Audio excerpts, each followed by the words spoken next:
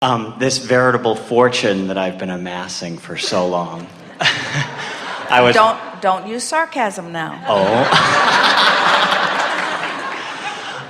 I'd love a little bit more of your experience on how I can deliberately be leaning more towards allowing it.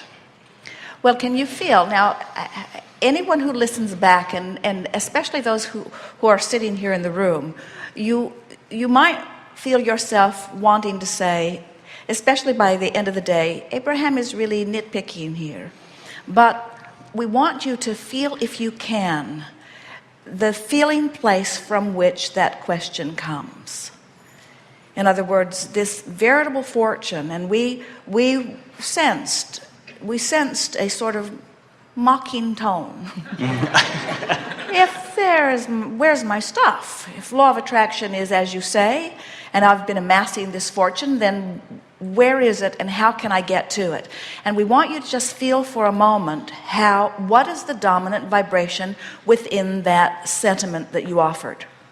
Was he offering the vibration from the lack of the money or from the having of the money?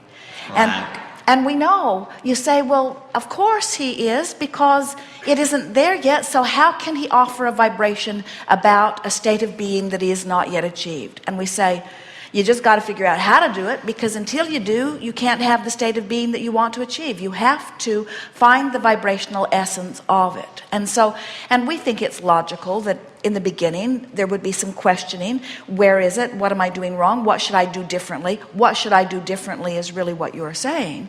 But we want you to feel the entrapment that your own words and attitude about things have you. And so the work is, you have to find a way of distracting yourself from the absence of the money while you activate within yourself a feeling of the money. So things like feeling appreciation for the prosperity that you are living, feeling appreciation for the possibility of more coming. In fact, we'd like to say that even when you get into an attitude of hope, you're much closer in vibration to allowing it than when you are in the vibration of doubt. So we teased you about a little bit of sarcasm about this veritable fortune, but we want you to realize that when you feel sarcastic, when you feel pessimistic, it's a far cry from feeling optimistic and hopeful. So the answer to your question, how do I let my fortune come to me and me come to my fortune? It's by pretending that it's already done, by taking pieces of the fortune and mentally expending it, by imagining how much fun it will be to have it, to enjoy the feeling of relief even before you have the actual reason to feel the relief, by caring so much about the way you feel that you guide your thoughts apart from the reality. It's like the woman who said, Abraham, my body hurts. How can I feel optimistic about health? My body is hurting. And we said, we know your body's hurting, but you can be in physical pain and feel hopeful, or in physical pain and feel fearful. And the difference between hope and fear is a huge vibrational difference. Hope will bring you recovery. Fear won't let it come. And so sarcasm, we're really kidding you a tiny little bit about that, is further from letting it in than optimism or positive expectation. You just have to frame your sentences in. So feel the difference between saying, my money is really slow in coming. I'm starting to believe that it's in vibrational escrow for me, but I can't figure out how to let it in. Feel that sentiment, and then feel the difference between that and saying, it's going to be nice when I figure this out. It's going to be nice when I figure this out. Lets the resistance go. I haven't figured it out. I've been working at this a long time and I haven't figured it out is totally upstream and resistant in nature. I'm looking forward to figuring this out. Releases resistance. It'll be nice when I figure this out. I have glimpses of this in my experience every day. I get it on a lot of different subjects. I'm doing pretty good on much of this. I do like knowing that there is a fortune that's been amassed for me. I do like knowing that my life experience has caused me to put some things in vibrational escrow. I do like realizing that the source within me has preceded me in its expectation of my receiving of that. I do like knowing that my negative emotion itself is my indicator that I've departed from how source sees me. I do like knowing that negative emotion is my indicator that source sees me as prosperous, and in the moment of my negative emotion I'm not. I do like the idea that source can guide me to more negative feeling or to more positive feelings, and I do like knowing that the negative feelings are my indicator that I'm not going in the direction that source is thinking. I do like knowing that. I'm pretty good at this. I am aware of the way I feel. I can tell the difference. I have noticed the correlation between what I've been thinking and feeling and what's manifesting. I do know that things shift, that the reality shifts to match my chronic feeling. And I do understand that thinking something in the beginning that is different from what I've been thinking takes a little bit more focus. But I do know that when I focus a little longer, it gets easier and easier. And I do know that the longer I say something, then the easier it is to say it. And the more I say it, the easier it is for me to expect it. And I do know that expectation brings a different feeling. I do know the difference in the feeling of hope and the feeling of doubt. I do know the difference in the feeling of excitement and the feeling of discouragement. I can do this. I know I can do this. Just conversations like that make all the difference in the world. That is the work. We know it feels slow going, but that's the work. You didn't come to your chronic, and we don't, by chronic we don't mean negative necessarily. You didn't come to your chronic. By chronic we mean what I usually think about this subject. You didn't come to that all at once. You came to it gradually, and you're not going to shift from it all at once. You're going to shift from it gradually. And if you want to shift from it all at once, you're not going to do it, and then you'll get discouraged. But if you expect to shift from it gradually and you do it, then you feel encouraged. So just one statement at a time, telling the story the way you like it, the way you want it to be. So this is the way we would tell your story.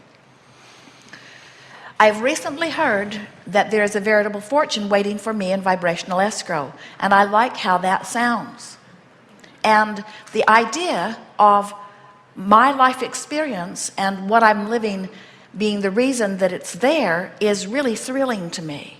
And I like the idea that I can be or do or have whatever I want. And so I'm beginning to tell my story the way I want it to be. And I don't think that money is the path to happiness, but I don't think it's the root of all evil either. I think it is a route to freedom. I think that within more money there are more choices, and in more choices there is more fun. And I like the idea of making decisions about what I want to do based on how it feels to do it, rather than on whether I can afford to do it or not. I like the opportunities that more money open for me. And so I don't think I'm just excited about the veritable fortune that's waiting for me. I think I'm excited about what that means to me and my family, what that means to those around me, what that means to the way I begin to view life, what that means to the way I experience life. It's exciting to me to think about those kinds of changes. And I love my life in so many ways, but I can see how this money that's on its way to me will enhance my life in this way and this way and this way. An extra $100 today would mean these changes. An extra $1,000 today would mean these changes. If I were allowing in an extra $100,000 this year, I would do this with it. If I allowed in an extra $500,000 every year, that would mean I would live over there, and that means I would drive that, and that means I would work. That means I wouldn't work there. In other words, just play with it in your mind, envision. We've offered a lot of games, and the most productive game that we've ever seen, and we've watched a lot of people apply these processes, and this is a powerful, powerful game. Put $100 in your pocket with the intention of mentally spending it every day over and over and over and over and over again. Just contemplate how many things, if you wanted to, you could exchange for that $100. It is amazing what that simple game does in shifting the way you feel about money. It frees you up. Because your habit is to say, oh, I want that, but I shouldn't. Where this $100 says, I could if I wanted to. I could if I wanted to. I can do that. So instead of saying, I can't afford that over and over and over again, you're saying, I could if I wanted to, I could if I wanted to, I could if I wanted to, I could if I wanted to, I could if I wanted to. Someone said, well, Abraham, you haven't been physical lately because $100 doesn't buy much. And we said, if you spend it 1,000 times today, you've spent the equivalent of $100,000 today. And that goes a long way in shifting your vibration. And then people often say, but it's not real. And we say, it will be. It will be. You've got to feel it first. And once the vibration is stable within you, the realization of it has to come. Law of attraction must bring you the path, the method, the co-creators, and the results that you are conjuring vibrationally. When you conjure prosperity in your vibration, prosperity must come in real life experience, and it will come in so many ways. It will come as you turn every corner. Everywhere you look, another huge evidence of prosperity will show itself to you once you get it active in your vibration. Once you get it just a little more active than what you've already got active. It's not the big deal you all make it out to be. You know why it feels like a big deal?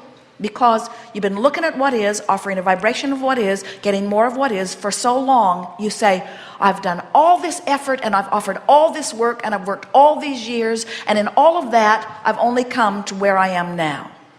And so what will that scanty little effort provide me when I've offered all this effort and I've only got this far? And we say, you've been offering action effort, and now we're encouraging you to offer vibrational effort. And vibrational effort is bringing you into usage of the power and energy that creates worlds. Vibrational change makes big manifestational change when you are consistent in it. But when you say, I want it, but I want it, but I want it, but I want it, but you don't make any headway. When you say, I want it because, I want it because, I want it because, I want it because, you make headway.